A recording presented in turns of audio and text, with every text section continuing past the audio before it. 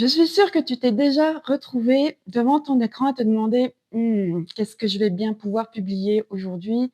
Ou encore qu'est-ce que je vais bien pouvoir raconter dans ma prochaine newsletter?» C'est ce que j'appelle un vrai moment de solitude.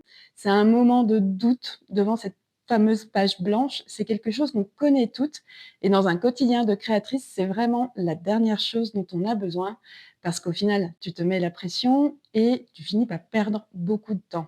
Alors, dans cette vidéo, je vais te partager 6 astuces concrètes pour ne plus jamais manquer d'idées de contenu, que ce soit pour les réseaux sociaux ou ta newsletter. Et à la fin, je te partagerai même plein d'idées bonus qui sont à ta portée parce que oui, comme on va le voir, tu as déjà beaucoup d'idées de contenu autour de toi.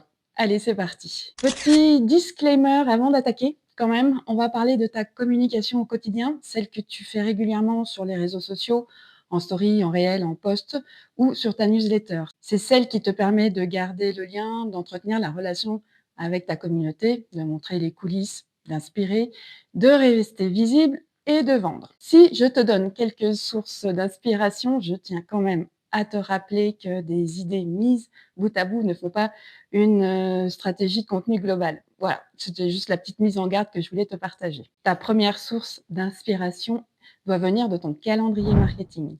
Attends. Ne pars pas tout de suite, c'est vraiment plus simple qu'il n'y paraît. Je ne parle pas ici du calendrier avec les fêtes nationales ou internationales de la frite, par exemple, comme on peut en trouver en téléchargement partout. Je parle ici de ton calendrier que tu construis toi en fonction des temps forts de ta marque. Les temps forts de l'année sont une mine d'or pour ton contenu parce que tu sais exactement ce sur quoi tu vas communiquer. Par exemple, la Saint-Valentin, fête des mères, l'été, la rentrée, Noël, les soldes, l'anniversaire de ta marque.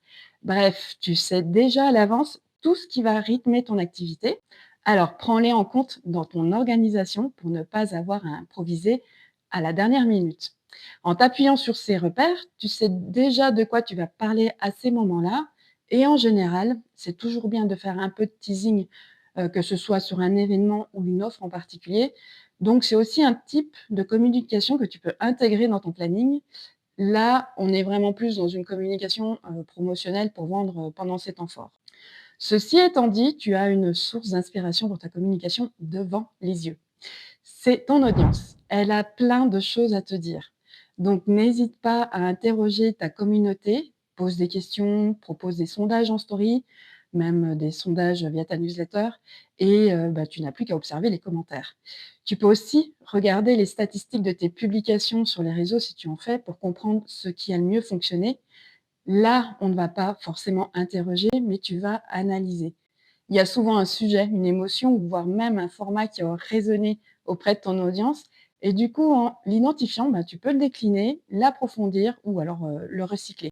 Ça, on va en parler un petit peu plus loin dans la vidéo. Tu peux aussi observer la concurrence pour trouver des idées, mais avec parcimonie. Alors attention, je parle bien ici d'inspiration et pas du tout de, copier, recopier ce que font les autres. J'avais d'ailleurs un peu hésité à t'évoquer cette idée, mais bon, voilà, c'est fait.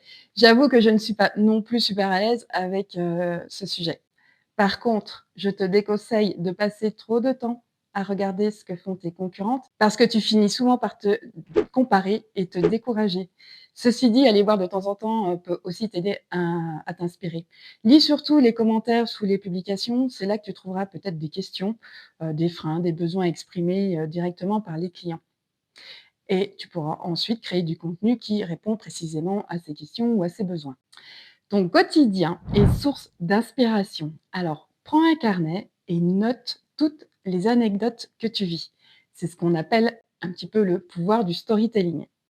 Aujourd'hui, on sait que ce qui touche vraiment les gens, c'est l'authenticité, le vécu, les histoires, tout ça.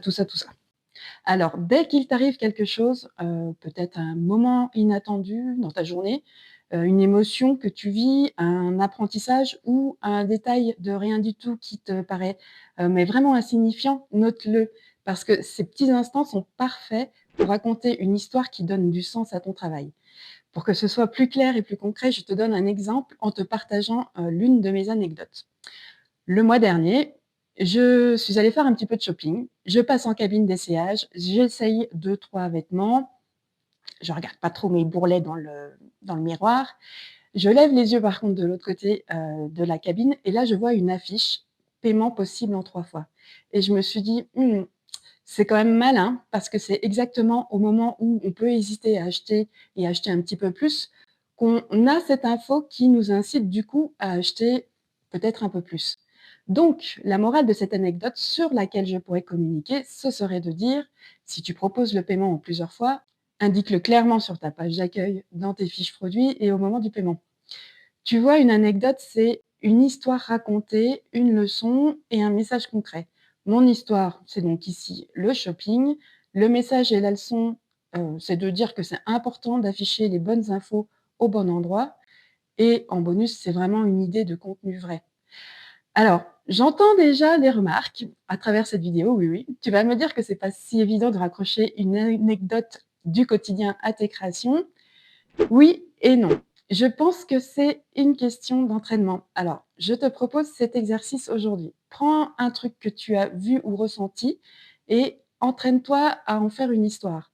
Et même si tu as envie, en commentaire, tu me donnes une anecdote, quelle qu'elle soit. Elle n'a pas besoin d'être extraordinaire. Au contraire, plus elle est ordinaire, plus tes clients pourront s'identifier. Donc, je disais, en commentaire, tu me donnes une anecdote et ton secteur d'activité et je te propose une histoire à raconter. Pour trouver des idées de contenu, on a aussi l'intelligence artificielle, oui, mais pas sans vraie direction. Alors, je ne pouvais pas faire cette vidéo sans parler évidemment d'inspiration avec l'IA. Des outils comme ChatGPT peuvent effectivement t'aider à générer des idées, des angles de communication, mais attention encore, sans stratégie de contenu, l'IA risque de te faire perdre plus de temps qu'il ne t'en ferait gagner. Avant d'utiliser ces outils, assure-toi d'avoir défini ton positionnement, ta cible, tes piliers de communication. C'est vraiment toi qui dois garder la direction. L'IA, elle va aller amplifier ton message. Elle peut aussi t'aider à poser des mots sur tes pensées et pas l'inverse. C'est pas l'IA qui doit penser à ta place. Et enfin, sixième astuce, si tu es en panne d'idées nouvelles, recycle ton contenu. Tout le monde ne voit pas tout ce que tu publies et même si c'était le cas, peu de gens s'en souviendraient 3 mois plus tard. Donc n'hésite pas à recycler en changeant peut-être un format, un angle de vue d'une photo produit. Tu as par exemple publié un réel, transforme-le en carrousel, un article de blog, résume-le dans une newsletter ou faisons un carrousel sur Instagram. Tu as fait une story qui a intéressé, ton audience, ta communauté, reprends-la pour un post un peu plus travaillé. Je sais que recycler peut te faire peur parce que tu as l'impression de reparler toujours de la même chose, mais c'est vraiment une méthode sous-cotée. Elle est très stratégique parce que ça permet de capitaliser sur ce qui a marché et au final, c'est un vrai gain de temps pour toi. Je t'avais promis des idées bonus pour aller un peu plus loin, je te les balance en vrac pour, terminer cette vidéo. Tu as tes clients, par exemple un avis client, une anecdote de commande, une phrase qu'on t'a partagée ou que tu as entendue. Ça, ce sont des petites pépites à transformer en contenu. Tu peux aller aussi piocher des idées sur les forums ou des groupes Facebook. Observe les discussions dans des groupes, évidemment en lien avec ton univers. Tu y trouveras des préoccupations réelles auxquelles tu peux répondre. Dans ton quotidien, tu peux aussi lire ou écouter des podcasts. Tu lis un livre qui t'inspire ou alors, tu as peut-être entendu une phrase, forte qui t'a marqué dans un podcast. Partage simplement ce que ça t'a apporté et raccroche-le à ta marque. Tu peux aussi avoir des objections fréquentes, surtout si tu fais des marchés parce que tu as les vraies personnes, les vrais clients en face de toi. Par exemple, tu entends souvent: «C'est trop cher» ou «Est-ce que ça tient dans le temps?» Tu peux très bien transformer ces objections, ces doutes dans ta communication. Et puis le dernier bonus, c'est le making of. Je sais pas toi, mais moi j'adore regarder les making of des films ou, des séries et les gens adorent ça en général. C'est ce qu'on appelle l'envers du décor. Donc montre les étapes de création, pourquoi pas tes ratés, ça va vraiment humaniser ton travail. Comme tu le vois, l'inspiration ne vient pas par l'opération, on va dire, du Saint-Esprit devant ta page blanche, mais je suis persuadée que c'est quelque chose qui se cultive, qui se travaille au quotidien. En mettant en place ces astuces, tu ne devrais plus avoir de page blanche. Perso, mon inspiration préférée, c'est vraiment mes petites anecdotes du quotidien. Et toi, en commentaire, dis-moi quelle astuce tu préfères ou celle que tu as envie de tester. D'ailleurs, dans une prochaine vidéo, je te parlerai d'inspiration pour ta communication plus stratégique. Si tu as un blog ou que tu as l'intention d'en créer un, cette vidéo sera faite pour toi. Je te présenterai quelques outils forts sympatoches pour t'aider à trouver de l'inspiration.